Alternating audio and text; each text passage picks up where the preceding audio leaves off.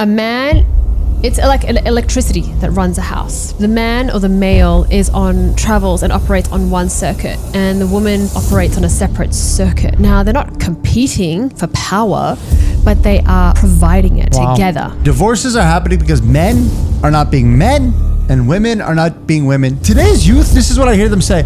Oh, I'm not settled. I don't have the money. I don't know. I think the devil's got the youth, man. They have this intense burning desire to get married. I actually wanted to get married ever since I was very, very young. The business of marriage, boys and girls, the business of marriage. Why do people want to get married? Oh, God. I mean, what are single people thinking when they say they want to get married? I've met a couple of them, and it's not just that they want to get married, they have this intense burning desire to get married. I've seen it. I've heard about it. I've seen it. But you certainly weren't one of them. I actually wanted to get married ever since I was very, very young. And I'll tell you one thing off the bat, if you don't mind. One thing that upsets me. Please. I've always wanted to get married since I was 18. Now, was I making really a lot of money at that age? No. Okay, I was wholesaling cars. I wasn't really. But this thought never entered my mind. What? Where I said, today's youth, this is what I hear them say. Oh, I'm not settled. I don't have the money. I don't know. And I'm just like, wow. I think I don't know. To me, Allah loves marriage, right? Marriage is a good thing, right? God. I mean, it's God a loves good, marriage. God loves marriage. I think the devil's got the youth, man. This is a new trend I see. Oh, I'm not making enough money. I'm not mocking anyone. I'm just having fun. I'm not making money. I actually haven't heard a single person ever say that. Lots of people. I've actually never heard someone say, I'm not making enough money. There was one person that said that he wanted to be a bit more established, and that is respectable. But let's take it a step back, right? Why? What are the reasons? What are the reasons? We need to find out what these reasons are. Why do people want to get married? And frankly, what are they looking for? What are they looking for? Actually, that's the question. In a spouse. What are you, single people? I'm going to call some single people right now. Yes. In my phone. Don't ask me why I have single people in my phone. What do you mean? I do. Okay. Yes. And we're going to call them and we're going to find out what are you looking for in a spouse. Let's get to it. Let's do that.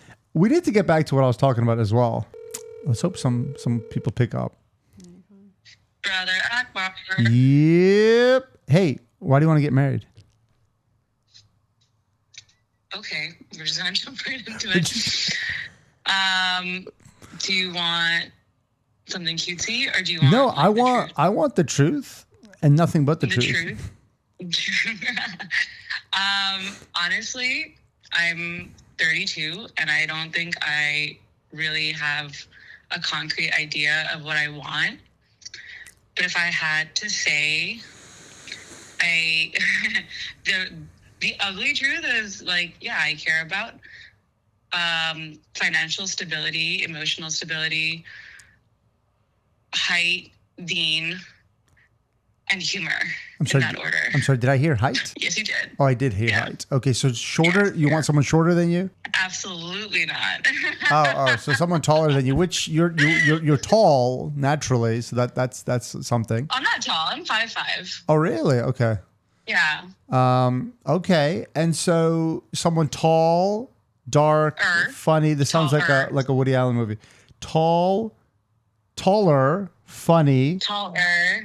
Taller, funny. You're not going in order. You're not going in order. Okay, sorry. Save the order. Financial and mental stability. Financial, mental. Well, that's going to be okay. Financial and mental stability. That right there eradicates, like, I don't know, 90% of your options.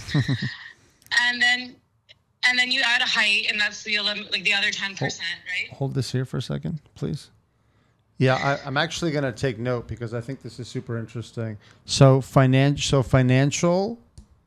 Yeah. Height. Financial and mental stability, right? Like emotional, mental stability. Like, you don't want to be like crazy.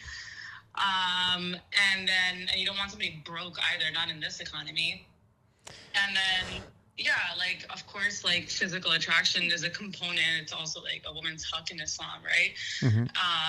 So height and then because that's what I guess, I don't know, does it for me. And so and then the third is Dean, right?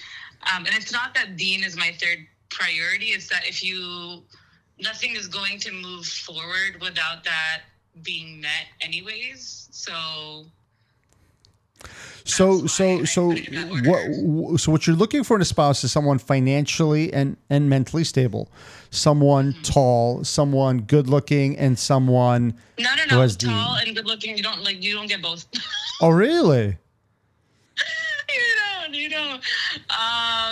So like, for example, Akbar, you're tall, Am I? Okay. You can't get everything. Okay. All right. I'm kidding. This has gone south. You know what? You can't ask for everything. I actually happen to agree with you, by the way. I think in this world, you cannot get everything. I see some rich people, very rich people, but they got like not a great marriage. And then I see some people got a great marriage and they're kind of like not really got that much money. I don't think I've met anyone who has it all. I don't know. Have you guys? You guys? Nah. Who's you guys? Like, no, I'm saying anyone. I'm saying, have you like ever heard of it? Is this a baby call or is this an A to Z call?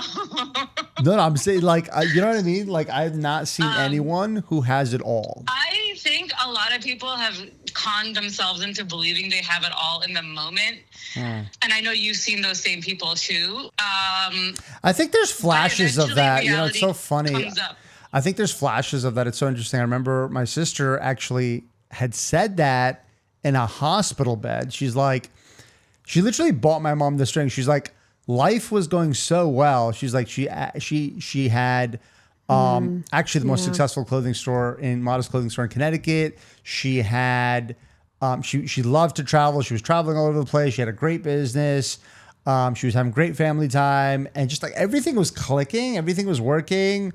I think there was some sort of food, something with positivity and food in there as well. Just feeling great, everything, blah, blah, blah. And everything was perfect until it's not, right? And then she got, obviously sick. And so, and then it's not perfect. So this has been really helpful though. So we're going to call you back, but this has been really good. We're collecting some data. Is there any other thoughts that you want to share with us? Yeah, I mean, just really quickly, like I wanted to elaborate on what I meant by like, you think you're in a great place, right? A lot of people, they enter relationships and you evolve like as you go on in life. Like who you were in your 20s is not the same as your 30s, 40s, 50s. It won't be the same for your 60s and 70s. Facts. And so it's really important that you find someone who can grow with you at every stage of your life.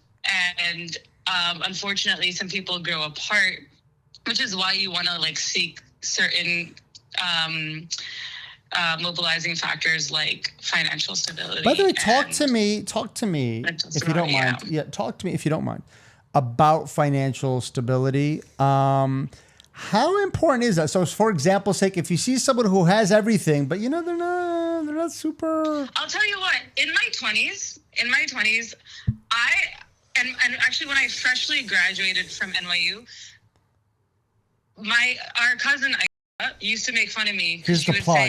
You had to say NYU, right? You could have just said, "Oh, I graduated." I did. Let me tell you why. Because I had just graduated NYU, and I didn't give a flying fuck about whether somebody had a college degree.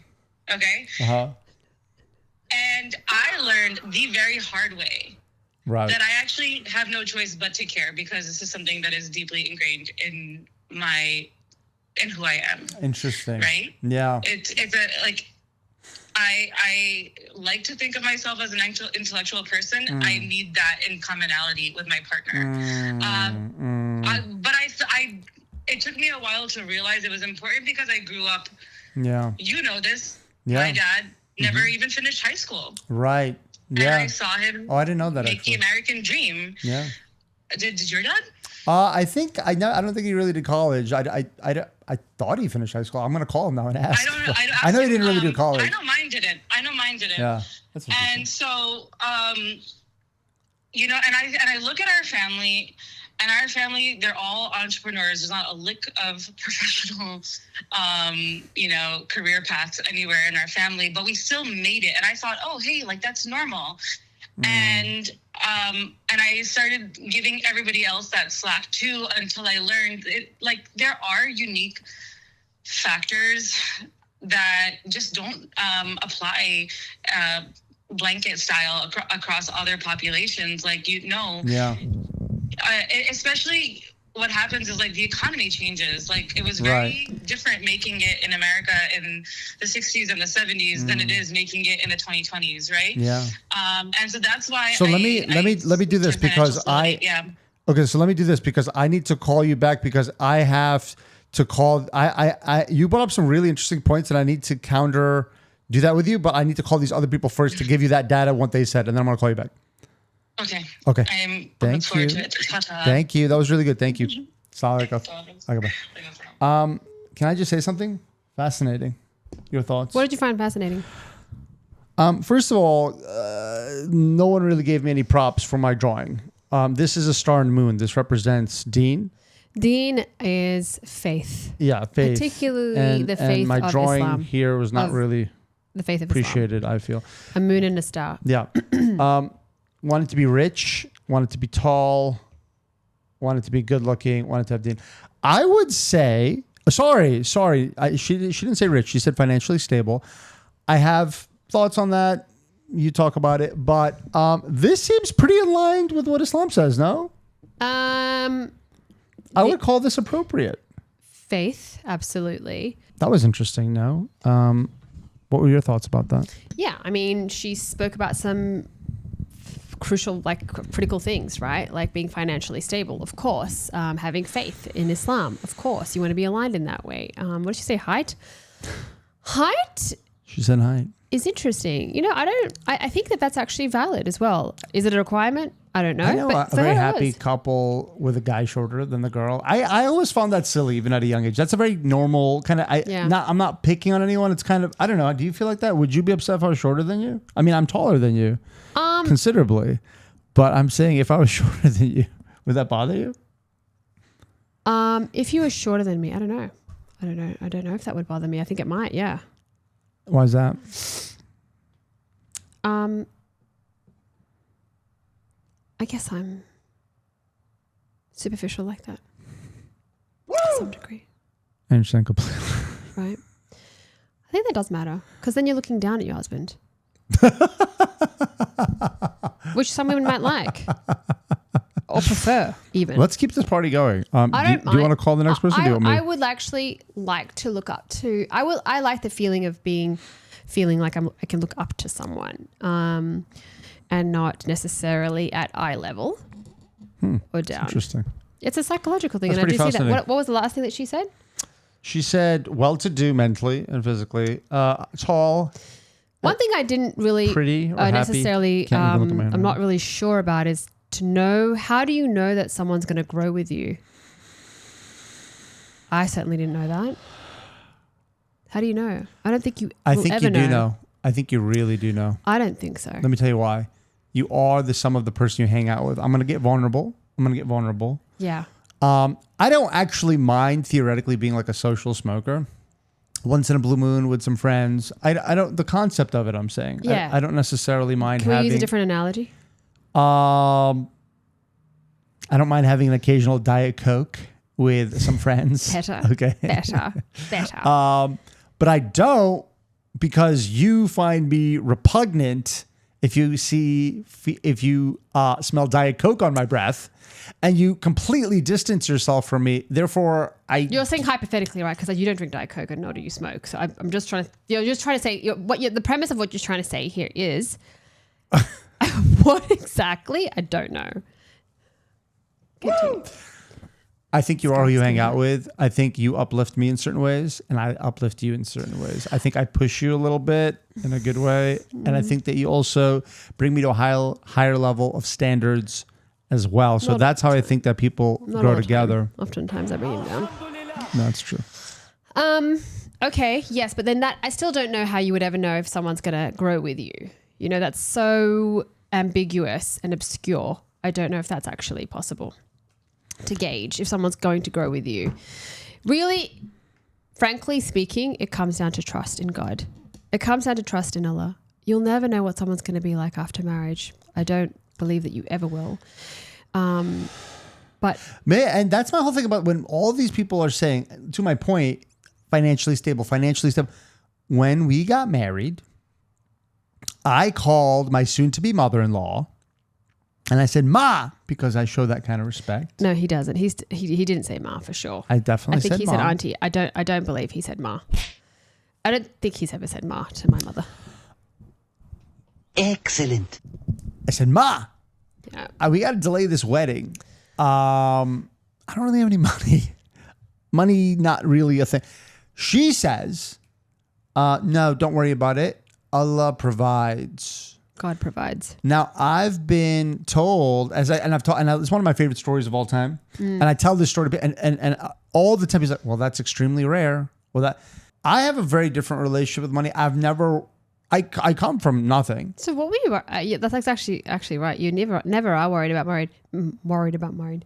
You never are technically too concerned about, where money is going to come from in that regard. But like, how is this a concern? I just don't understand why as you just saw, the first thing they mentioned, is financially stable.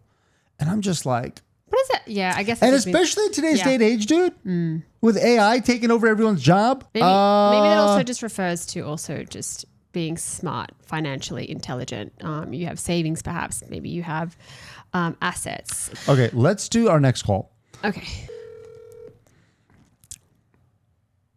I'm going to take notes. Hello? Hey. Hey, Aniqa, how are you? Okay, so we're asking a couple of people questions about marriage and what they're looking for. Now, you don't have to have an exact answer, but if I was to say to you ideally would love to get married, like you would like to get married, what is it that you're looking for? Like, is there anything in particular that you could say that you know what you're looking for in a partner? Honestly, no, I don't know. Okay. I can say what I don't want. Oh, okay, good. Go ahead. I don't want someone that hates being around family and stuff, because I'm very family oriented with extended family, cousins, all that. Oh, sure. Yeah. 100%. And also probably living in proximity to my parents. Oh, okay. Very good. Okay, that's one thing. So essentially that means you want family oriented. Yes, yeah. Family oriented. Cool. Okay, awesome. Is there anything else you don't want or that you might want that you could think of? Not that I can think of. I don't care too much about anything else. Okay. Yeah. Akbar, you have any questions? Why do you want to get married? Why? Why do you want to get married? I quite honestly, I don't. I don't. But I also don't want to be alone for my entire life. Yes. Okay, got you. So that's the other issue. But yeah, so it's kind of like if it comes, great. If it doesn't, well. Okay, it wasn't meant for you. Yeah. Okay. Good talk. Wonderful. Good talk. We're gonna make some calls and call you back to reflect on that. But this has been very helpful. Thank you. All right. Wonderful. Thank you so much for your time. Oh, no problem. Thank you. All right, okay. Bye. Well, that was something. See, that was much better. I feel like that was to the point. That was to the point. And how do you like the notes I took? So, what's the question mark for? What's the spiral? That was just me drawing. Question mark. They don't really know. What they don't want is someone anti-family, and they also don't want to be alone. So companionship. He's looking for companionship, and he wants someone who's family oriented, right? I think that's great. That's a good start. Yeah. To say. So I mean, okay, interesting. I would say very, very interesting. Okay. Any other thoughts on that? I would say, wow. Nice to know, and I think it's important that you know that you're very family oriented, and some people are not. Some people don't like to have people over. I'm not going to mention names. I heard that there's some people like that. Okay. Yeah, there can be people. I mean, what do you mean? That just don't want to see people? What are you referring to? Some people are not into it. They're not into the whole family thing. Okay. That was good data. Should we do another one? Yeah. You're pretty good at keeping it concise. I'll let you take the next one. Are you sure? Yeah. You're much I think it's colder than me. I think it's going to be your boy. My boy? Your boy. I'm going to call my boy. Okay. Hey, what's your favorite color? Assalamu alaikum. Green. Green, nice. The favorite color of the Prophet, peace be upon him. Hey, what are you looking for in a spouse? That depends what she's looking for in a spouse. Hoi ma. Because eventually she'll get what she gives. Wow. Excellent. So, my problem is that I'm having trouble finding someone who's going to give as much of themselves as I do. And not just to me, but to my family as well. Now, this is a me problem. I have to lower my standards somehow and just be me and not be nice all the time and just be lazy when somebody needs me or somebody needs something from me and just be selfish, you know? I don't know if I can do that. So I don't think you can. You're too good of a human. You could try, but it won't work, I don't think. It's just your fitra is too nice. You're just nice. Yeah, I mean, I don't know if I'm from a different generation. I'm not sure. A unique breed, one of none. What's that? You said a unique breed, one of none. Yeah, I mean, the thing is that I don't. When I say generation, I mean values. I don't mean age. Values. Right? What are the values you're looking for in a partner? Well, some of the attributes I can talk to. I think that if I tell you the attributes, maybe you can guess the values. Okay. I think one of the biggest ones is going to be, fearing Allah. See, for me, if I had a billboard, excellent, and it has to be in line with her billboard, so to speak, right? And so mine would say, the akhirah is forever. Like everything I do is around that. Awesome. Everything I do is around that. To please Allah subhanahu wa ta'ala. If I sleep, it's to please Allah subhanahu wa ta'ala. If I eat, it's to please Allah subhanahu wa ta'ala. You know what I mean? Whatever I do, I have to incorporate that.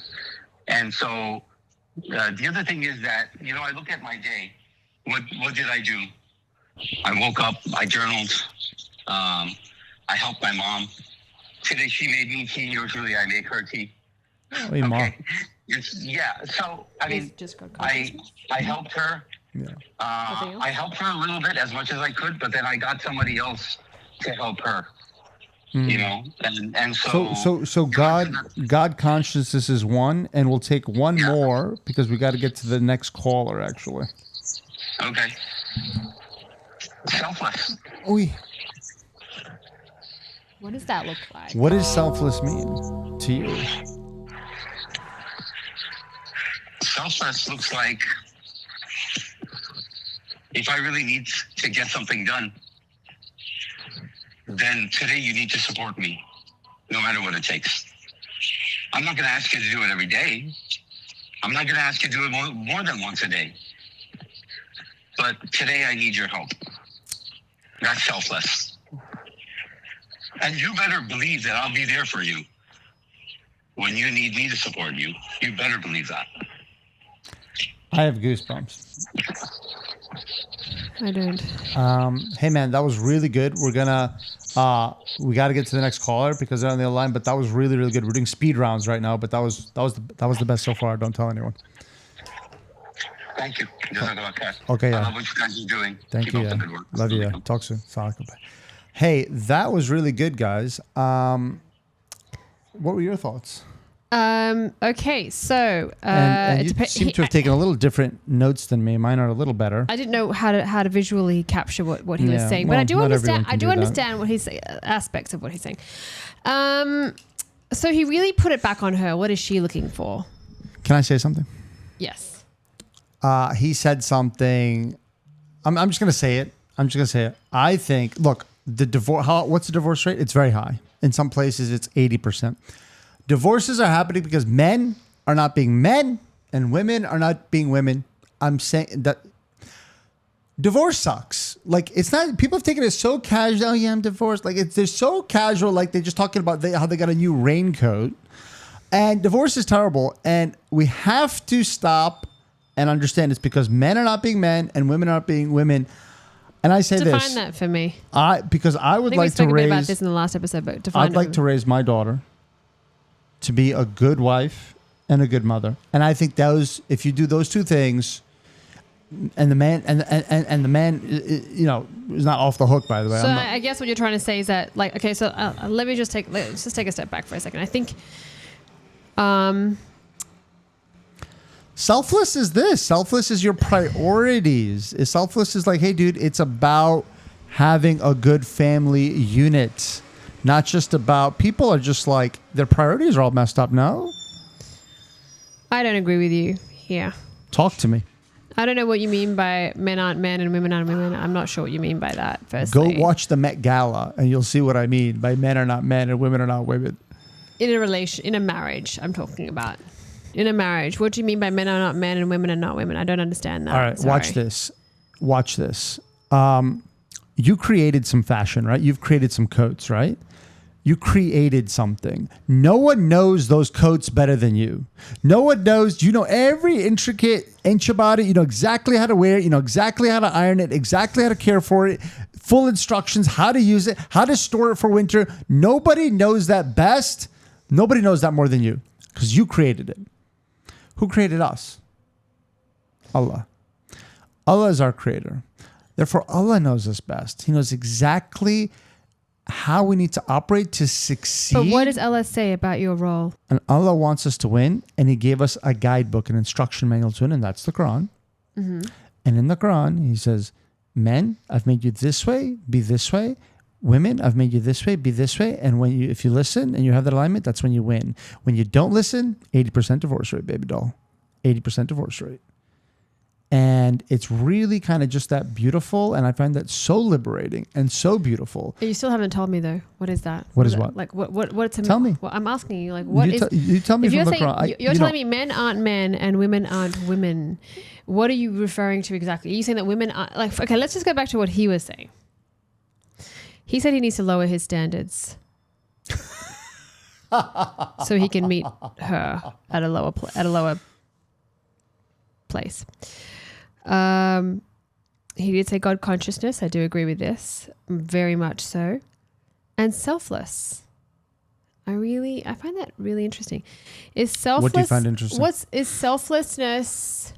He's saying it will go both ways, but he did say selfless, as in he needs her wholehearted attention, complete attention. On some days, but maybe not other days, is what I was getting. Knowing him, he wants someone to. I think, dude, men just want to be loved, bro. Yeah. You want to know the truth? Men just want to be loved. They want to be appreciated. They want to be. They do. They want to be looked after. They want to be loved. They want to be. They want to be waited on hand and foot, No. like that sort of a thing. Like, what do you mean? This is where we go wrong. When you say love, what are you referring to? What does love look like to you? Because what looks like love to you might not look like love to someone else. You're asking me, what does love mean to me? What does love look like? Saying men want to be loved. Let me ask you this. It doesn't matter what I think. What does Islam say about how to have a successful marriage? This is my question to you. What does Islam say about how to have a successful marriage? Islam doesn't tell us that. I'm sorry? Islam doesn't give us a set of guidelines to say what. I want you to look up right now. Look up right now hadith. I need a hadith or tafsir Ibn Kathir or directly from the Quran. I need text to tell me if Islam outlines exactly what it takes to have a successful marriage. because Islam also talks about divorce. Islam doesn't outline. Islam teaches that a successful marriage is built on winning, control, or Islam teaches that a successful marriage is not built on winning, control, or constant romance alone. Oh gosh. It's built on rahma, mercy, mawadda, deep love, patience, sacrifice, selflessness. Okay. It doesn't say selflessness. That's sacrifice. No, selflessness. It doesn't say selflessness. It says sacrifice. It doesn't say selflessness. Emotional intelligence, forgiveness, selflessness, and shared worship of Allah. Subhanallah, subhanallah. Now let's get to the Quran. The Quran. Tell me what the Quran, with the ayah that Allah talks about with regard to marriage. Read it out to me. Allah. Listen to this, and you have to define this because I am not, qualified to do that. And among his signs is that he created for you spouses from among yourselves so that you may find tranquility in them, and he placed between you affection and mercy. So please give us some tafsir on this. Okay, so do you see how this is a verse on marriage? It doesn't say this is what it takes to have a successful marriage. It doesn't say that in I don't believe it says it anywhere in Hadith. And God forgive me if I am wrong, which I don't believe I am, but I don't think so. And among his signs is that he created for you. He's telling you that marriage is a literal sign of God. That's what he's telling you. He's not telling you what it takes to have a successful. In fact, what's really beautiful here is not actually just this verse, but there are verses. This verse is interesting because when people get married, this is the one verse that people print on their invitations, and they'll refer to it. Yes, it is a verse of the Quran. But what is actually so profound are the verses that the verses that precede this, and the verses that it progresses into after this one. And let me read those out to you. Okay. Oh wow. I want to read those out to you. It says here, this is from the chapter Rome in the Quran, Surah Ar-Rum. Yes, we talk about Rome. Okay. He, Allah, brings out the living from the dead and brings out the dead from the living and gives life to the land after it is dead. And in a similar way, you will be brought out. It is among his signs that he has created you from dust. Then soon you are human beings scattered around. And it is among his signs that he has created for you wives from among yourselves, or spouses from among yourselves, so that you may find tranquility in them. Now notice how that's translated as wives. And he has created love and mercy. Surely in this there are signs for people who reflect. Okay. And among his signs is the creation of the heavens and of the heaven and earth, and the difference of your tongues and colors. Surely in this there are signs for those who have knowledge. And among his signs is your sleep by night and day, and your search for his grace. Surely in this there are signs for people who listen. And the final one, it is among his signs that he shows you lightning, which causes fear and hope, and that he sends down water from the sky. Then he revives the earth with it after death. Surely in this there are signs for people who understand. Those are the verses from the chapter of Rome. Now, I'm really curious to know what you make of those verses. Give me the tafsir. Okay. I'm not going to give you a tafsir, but I will tell you like what's really struck me as I was reading this. And I've read these verses, multiple times, but this time as I read it from what was before marriage and after marriage, and I thought, wow, this is so incredible that marriage is essentially a revival of life. Allah's talking about life and death before the verses of marriage and after the verses and then he's referring to lightning in the sky that brings forth rain. He's talking about the fact that lightning causes fear and hope, I think marriage does the same, causes fear and hope. And then he places marriage amidst all of his other creative wonders and gives us equal or the same amount of honor and dignity that these other of other creation, right? Rain, lightning, and he talks about heaven and earth, and he talks about the sky, he talks about the revival. And so the verse on marriage is placed right amidst those signs. And to me, I find that absolutely remarkable. So what I get is that marriage it should be given the same amount of honor and dignity because it is held so sacred in Allah's eyes, in God's eyes, and that we should deliver it with the same amount of honor and the same amount of respect that Allah is giving us in his words. So I think for me, what Allah is trying to say here, or at least what he's trying to say to me here, is that he's given us an immense amount of power in marriage, and it also depends on us how we choose to use it. So really, Allah doesn't say 1, 2, 3, 4, this is how you have a successful marriage. He's saying what marriage is, and then gives us the autonomy and the agency to be able to direct that. Wow. Right? Wow. And actually, if you don't mind me pointing something out here. Also, another thing too is that a woman, like, what does a woman do? This verse is also translated, and it is among his signs that he has created for you wives. It's so interesting how that's translated as wives, because it can also refer to your partner, like zawj, azwaj is partners, right?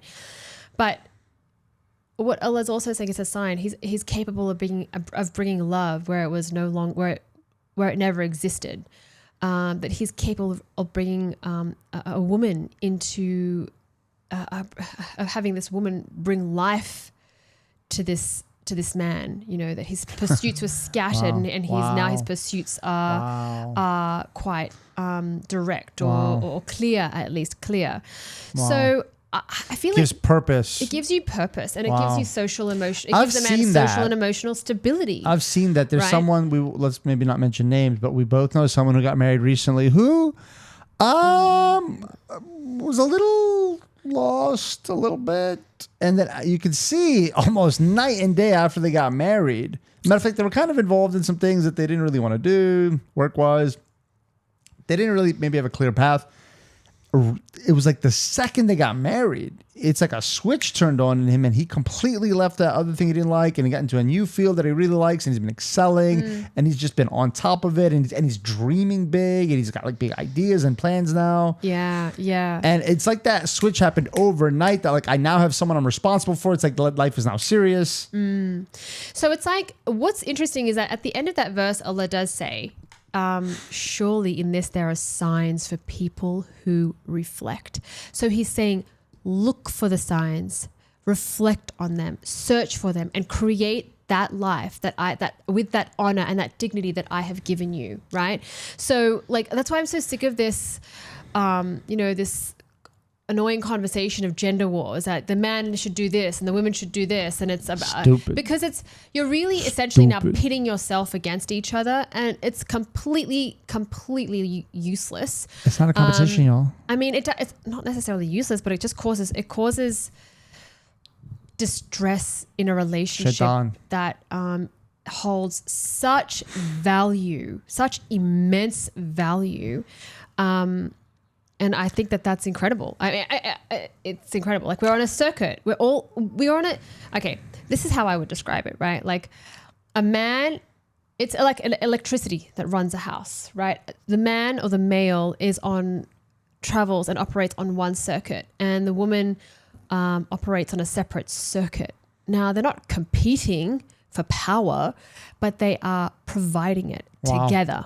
That's to a good one. power the home, right? That's a good one. Yeah, that's good. So this topic of polarizing opposites and man against woman and all these jokes, which is really, it really irks me when men make jokes about marriage, or even women do the same, right? I never do that.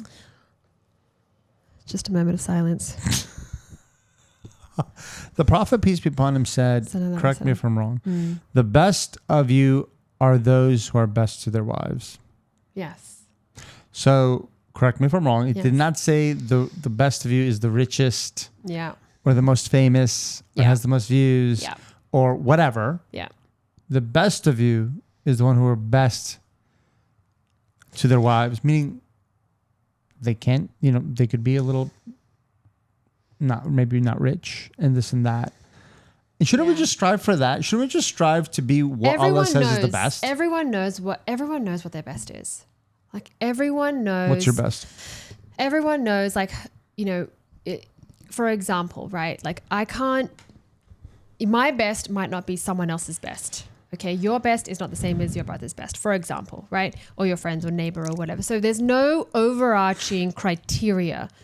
You are responsible for reaching your best and whatever that is. And if you can bring the best out of each other, it's even better, right? And so like we're always sort of saying, that what's a man saying? Like, what are the husband's rights in Islam? What are the wives' rights in Islam, right? We're always asking for our rights, like begging for them to be fulfilled, but no one is actually fulfilling their responsibility. Like ask yourself, what is my responsibility in this? What should I be doing to please God? What should I be doing to fulfill what is the best in this situation? And oftentimes that requires like live feedback to your own cognition, metacognition. I've spoken about this before. So literally in that moment, you should know exactly what your best is in that scenario to be able to deliver it. The responsibilities I'm talking about. Your responsibility is to deliver the rights of those around you. And Allah talks about this a lot in the Quran, is delivering the rights of others, of those around you. Why is the divorce rate so high?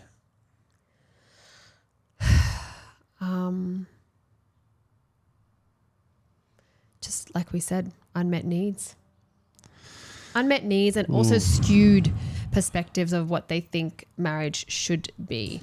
And then also your upbringing affects your marriage too, right? Like what you think, or your perspective on what you think marriage should be. Right? Okay, so that was one of the questions, right, that we ended the last episode with. It was, what are you looking for? What are you searching for? A lot of kids don't know. They don't know themselves enough to know what they want. Isn't that shocking? No, because they're being told what they should like. By who? Social media, Ooh. of course. They're being told that they should like a certain avatar. They're being told that they should have, a certain criteria, which is absurd to me. And, I often think, wow, I think we're just that last generation to know life without social media. Give some guidance. It's true. Most people, we had a caller just now who was very honest. And by the way, there's some other people who also, there's a lot of people like this who's like, I don't really know what I'm looking for or what I want. Yeah. And I'll say this, a captain never steps foot in a ship unless they know exactly where they're going. I'll tell you an interesting story. Well, they're not captains. They're sailors. I'll tell you an interesting story. Do you want to hear an interesting story? Yeah. I had a lot of goals at one point. I wanted to be like a best-selling author. I wanted to give a TEDx talk. I wanted to get some like big awards. I wanted to help this amount of people do this. I wanted to build some water wells, blah, blah, blah, blah, blah. I had a bunch of goals. And I remember, I've seen in the movies where some people that can't get out of bed, like wake up and they can't get out of bed. And I'm like, whoa, that's never happened to me. It happened to me once. And it was kind of like divine. I knew right away. I was like, why can't I get out of bed? This never happened to me before. And it's because I actually hit all my goals. And it was like my body and my mind or my soul or whatever, maybe you can comment about this, was like, where are you going, dude? You're done. You did everything you said you're going to do. You're done. You're done. You're done, boy. Go back to bed. And so it's like, stay in bed, dude. You good. Yeah. And so I had to recalibrate some of my goals. Talk to me about that. I mean, why don't these people know where they're going? Why don't they know who they want to marry? What would your advice be to them? They essentially don't know who they are. Wow. They don't know who they are. Find out who you are. Figure it out. Or define yourself. Make something of yourself. Just start small. Start small, and just do it. Just do it. I can't tell you who you are, nor can anyone else tell you what you should look for aside from the Quran and Hadith, which we've went over today and the previous episode on marriage. Outside of that, the world is your oyster, baby, and you can make of that whatever you want. Wow. And the higher you reach, the higher you'll go. What did I mean by that? Reach for the stars. Break the ceiling. Break the ceiling. The moon. So what was I going to say? Yes. So, I mean, I hope that gives some clarity with regard to what Allah refers to when he's talking about marriage, what he says in the Quran. And the beauty of Islam is that it's not prescriptive in that way with regards to marriage, but it is. I guess it's not. Yeah, it's not prescriptive. It's descriptive. Wow. Can I just say something? I've learned a lot here today because I had no idea. I thought honestly it was a little bit more black and white. I thought there were, and it's funny. I actually just thought they were like this. Okay, do this and do this, but you're absolutely right. It's not like that at all. It's actually far better. Yeah. See, when God is not telling you or listing out things for you, it's actually He's given you freedom. He's given you freedom. I'm gonna get myself in trouble here. Should I get myself in trouble? I mean, go ahead. The Prophet ﷺ smiled, peace and joked. Blessings be upon him. Sorry? Peace and blessings be upon him, yeah. The Prophet, peace and blessings be upon him, smiled, joked, raced with his wife, helped around the house, listened, and showed affection publicly. Yeah. Can you get into a little bit more details about helping around the house? You mean like for a guy? I mean, yeah, because you probably don't want to should we use me as an example or no, not really. No, just, don't use your own I example. don't think that people, I think it'd be helpful if you talked a little bit more about that. Like, what does that really mean? To help around the house? Yeah. I guess the hadith is trying to say that he was domestic. He helped out and didn't rely on someone to be selfless for him. And the more grateful you are for what you have, the more you are going to be given. It is the law of God. That is God's, that essentially the physics. Literally the physics is if you are grateful for what you have, you will be given more. Simple. And I literally told that to my kids. Focus on being grateful. Focus on being grateful. And number one, obviously for us, focus on being grateful and you'll get a lot more. My kids are a little, they're a little. Yeah. Okay. So, I just told my kids the other day, I'm like, yo, you got to be grateful because sometimes they're not. It's just what it is. And I was like, it was such a beautiful, I was like, the more grateful you are, the more you're going to get. This is a promise. And there's another beautiful thing here I want to share with you that I actually really like. The Prophet, peace and blessings be upon him, a believing man should not hate a believing woman. If he dislikes one trait in her, he will be pleased with another. That really resonated with me because obviously there's things about you that I really don't like. Not in a negative way. I mean, I'm sure the same goes for me. But there's things about you that are so incredible that I just kind of be like, whatever, dude. You just leave that. And I think that's a really healthy way to do things, no?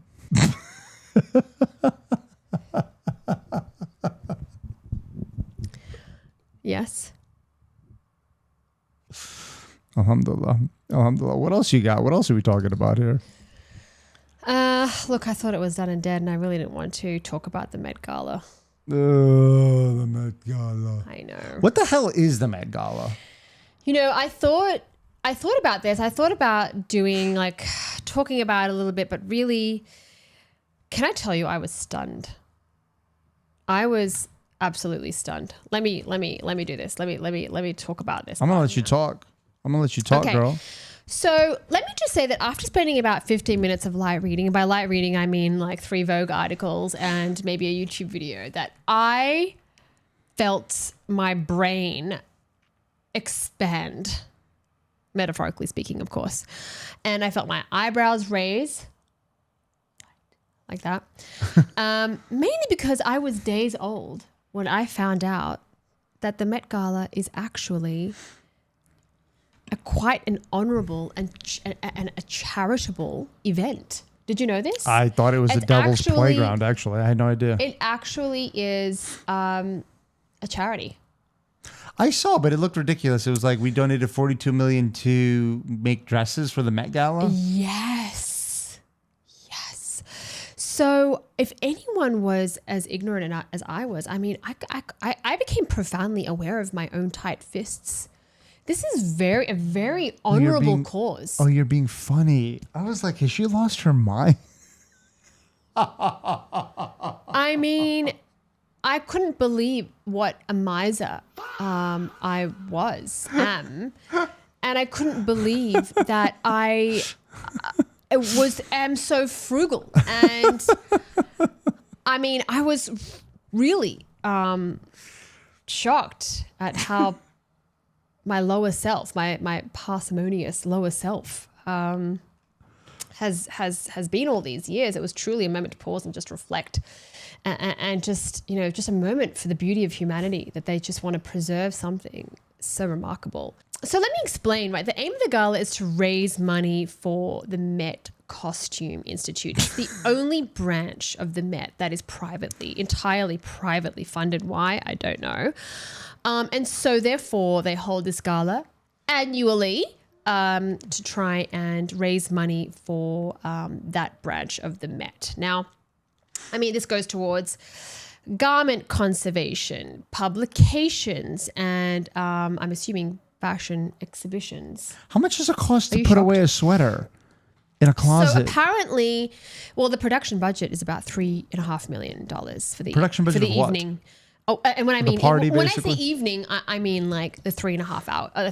The couple of hours that they have, to throw this event together. So, it's quite remarkable. This idea of cultural stewardship and heritage preservation is quite noble.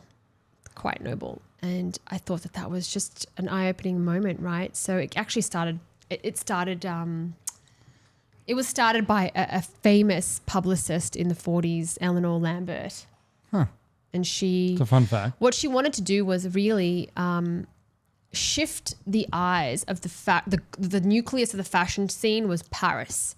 And she wanted to shift the eyes from Paris to New York. I mean, which is really un-American and not really on brand with being an American, right? Shifting the eyes here. But she wanted to showcase New York, that New York has its own, fashion flair. And she wanted to really preserve fashion as pieces of art, right? So it was essentially really just for New York high society, very, very wealthy. Very wealthy peoples. And she wanted to say that fashion is art. And I agree with this. I do agree that fashion is art. You're quite fashionable. Yes. So I'm wearing the sweater backwards today because I thought you just got confused. The concept is backwards. Like fashion is an extension of every human being, right? And especially important to someone who can afford $100,000 for one ticket. Or a brand, that will buy a table for $350K. Now ask me how much it cost to attend the first gala. Aniqa, how much did $50 to attend the first one. When was that? 1948. Hello. So with inflation, what do you think that would be? 1948, 50, 70-ish years. Math not that great. That's okay. I've done okay in life without it. Yeah.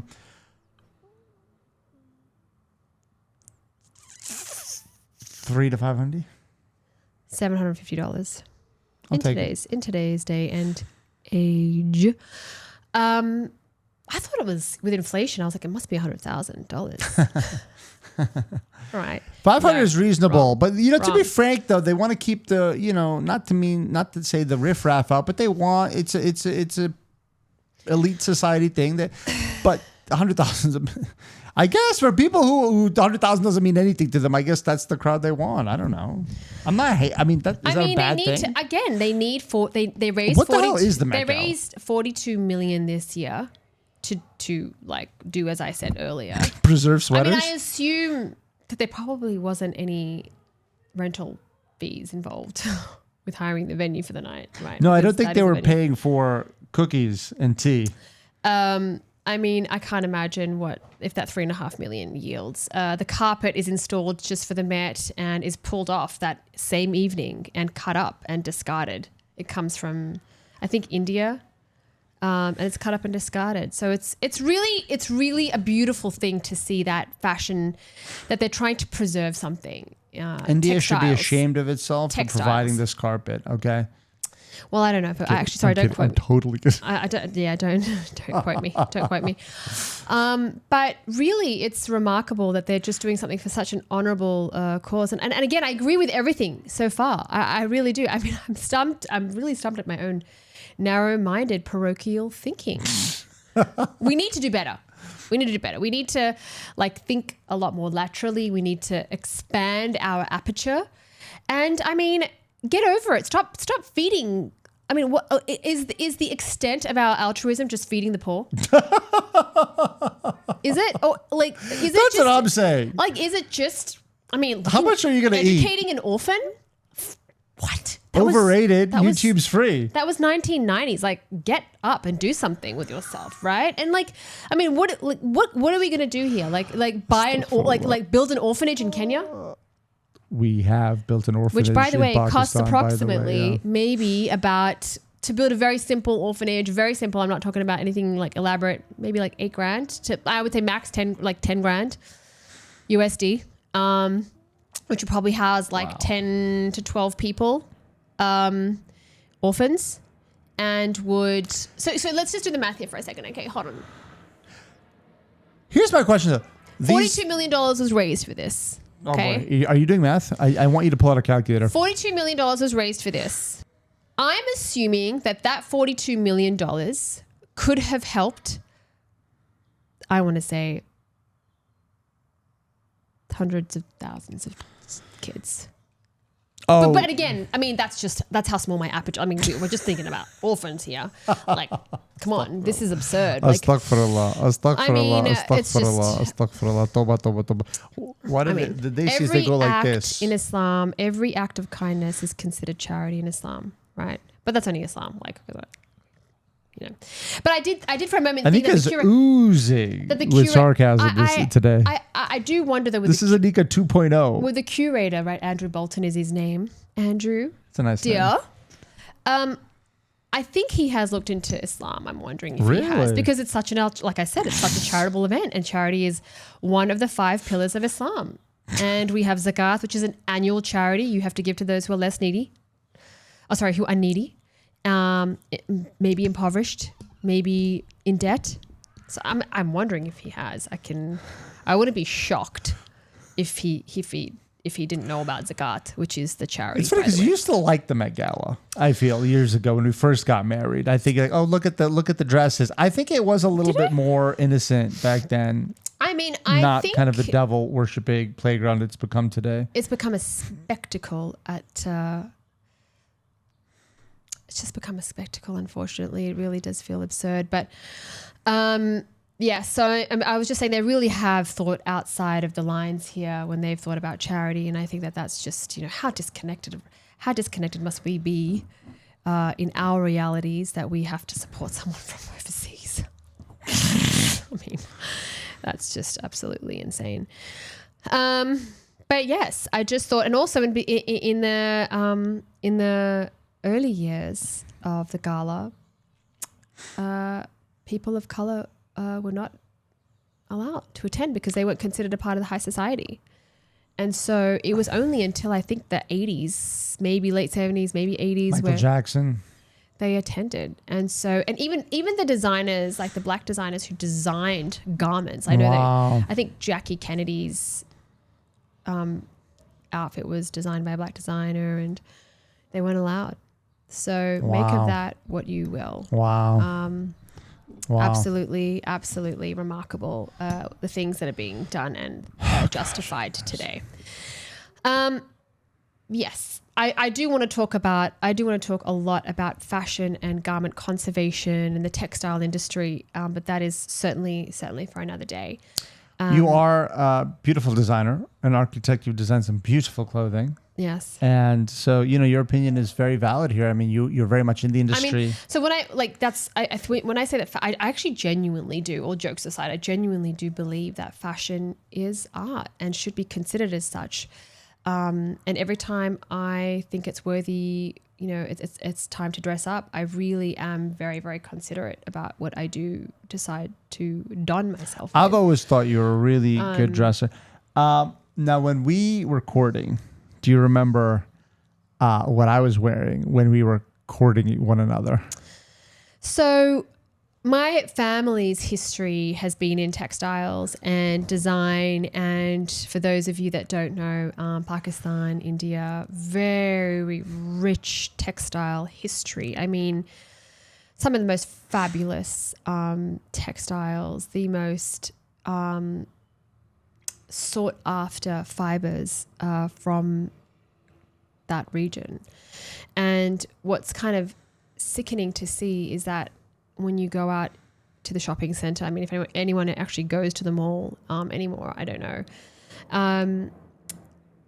or what they're selling and the absurd costs associated with that, with like synthetic fiber now, is just disgusting. Do you know that fabric has an electric charge to it? I mean, the fabric? Yeah, the fabric. And do you know what the most healthiest garment is? The most healthiest textile or fabric. You mean like what to wear? Yes. I'm going to say it's like organic, an organic cotton, an organic natural fiber. I'm going to see. I know the answer. I'm going to see if the internet knows it. It might not. Oh, it does. It does. What does it say? I knew the answer, but I looked up to see if the internet knew it, and it does. There's a growing discussion around fabric, static electricity, grounding, and how different materials interact with body's electrical environment. Scientifically, the clearest thing we know is this: natural fibers generally create less static electricity and are more breathable and skin-friendly than synthetic fibers. The fabrics considered most healthiest from an electrical static point of view is linen. Organic, yeah. Now, who used to wear linen? The monks, our history's spiritual people had linen because that was the healthiest. Because what's the biggest organ in our body? Our skin. What's the biggest organ in our body? The skin. And so it's very important what we wear. And actually, my father-in-law taught me that because he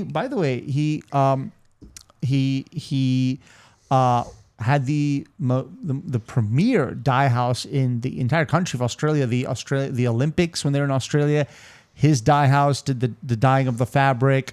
The Broadway plays, they did the fabric. And many other amazing things. And some of the biggest designers in the world, Zimmerman, so on and so forth, they did they actually got those companies started. And so he told us, well, I was wearing something kind of polyester, and he goes, don't do that. Don't ever wear polyester. One of the many times I've disappointed my in-laws. And wear natural fibers. And this is, and that really hit me hard because my father-in-law was a man of few words, and he didn't really say anything unless it was like really important. And it was like a grave warning. He said, wear natural clothing. Fiber, yeah. Fiber. And I think it's essential. Yeah, oh, for sure. Again, this is just, there's so much to unpack there. But we will have a chat about this, inshallah, God willing, coming up. Thank you so much for your time, and we hope that was of some benefit. Did you think, how did you... Let us know what you think. Actually, what I would like to know seriously, is... on a serious note. Unseriously. Let us know what you... If you're single out there and ready to mingle, what are you looking for in a spouse? What's your criteria here? I want to know what the single people out there are looking for, firstly. And secondly, let me know if there was anything that really struck with you today struck a chord, and if there's anything that benefited you, or if there is anything that we maybe should tone down on. With love. With love. Haters gonna hate. No room for haters. Guys, appreciate y'all. I want to thank you, actually. Oh my gosh, I didn't start with a dua. Oh, let's end with a dua. اللهم أرنا الحق حقا وارزقنا اتباعه وأرنا الباطل باطلا وارزقنا اجتنابه. Oh Allah, grant us the ability to see truth as truth, and allow for us to see truth as truth, and grant us the ability to follow it, and allow for us to see falsehood as falsehood, and grant us the ability to avoid it. Ameen. Welcome to the Haqq podcast. You mean goodbye? Goodbye.